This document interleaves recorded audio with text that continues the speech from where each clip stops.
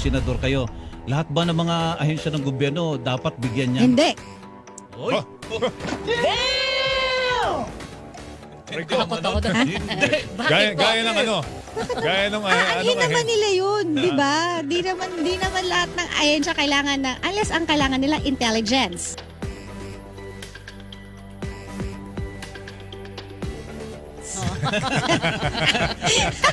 Kaya ano, Kulang sila doon eh. binibiling.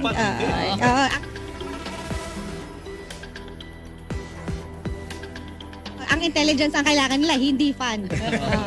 Okay. What? What the